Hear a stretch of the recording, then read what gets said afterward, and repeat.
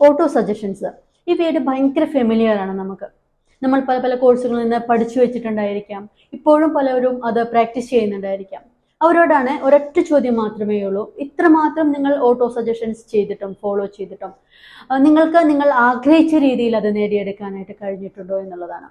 ഇല്ല എന്നാണ് ഉത്തരമെങ്കിൽ hypnotic auto സജഷനെ കുറിച്ച് ഞാനൊരു 5 കാര്യങ്ങൾ നിങ്ങൾക്ക് പറഞ്ഞു തരാം. അതൊന്ന് ഫോളോ ചെയ്യുക, അല്ലെങ്കിൽ അറിയാനായിട്ട് ശ്രമിക്കുക, പഠിക്കാനായിട്ട് ശ്രമിക്കുകയും ചെയ്തു കഴിഞ്ഞാൽ നിങ്ങൾക്ക് തീർച്ചയായിട്ടും നമ്മൾ ആഗ്രഹിക്കുന്ന കാര്യങ്ങൾ നമ്മുടെ കൈക്കുമ്പിളിലേക്ക് എത്തിക്കാനായിട്ട് കഴിയും. അതിൽ ഒന്നാമത്തെ കാര്യം എന്താണെന്ന് വെച്ചാൽ നമുക്ക് സബ് കോൺഷ്യസ് മൈൻഡിന്റെ ഭാഷ എന്താണ് എന്ന് അറിഞ്ഞിരിക്കുക എന്നുള്ളതാണ്.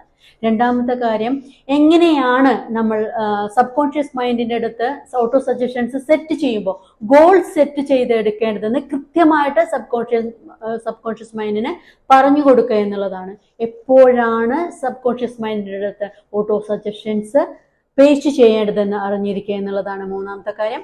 നാലാമത്തെ കാര്യം എന്താണെന്ന് വെച്ച് കഴിഞ്ഞാൽ നമ്മൾ ചെയ്യുന്ന ഈ ഓട്ടോ സജഷൻസ് കൃത്യമായും ക്രമമായും എങ്ങനെയാണ് മൈൻഡിലേക്ക് എത്തിക്കുക എന്നുള്ളതാണ്.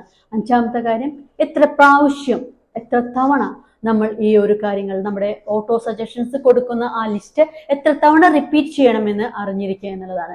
ഈ 5 കാര്യങ്ങളും നമ്മൾ ഫോളോ ചെയ്യുകയാണെങ്കിൽ അല്ലെങ്കിൽ പ്രാക്ടീസ് ചെയ്യുകയാണെങ്കിൽ നമ്മൾ ആഗ്രഹിക്കുന്ന കാര്യങ്ങൾ നമ്മുടെ കൈപ്പിടിയിൽ ഒതുക്കാവുന്നതേ ഉള്ളൂ. അപ്പോൾ വീണ്ടും കാണാം. ബൈ.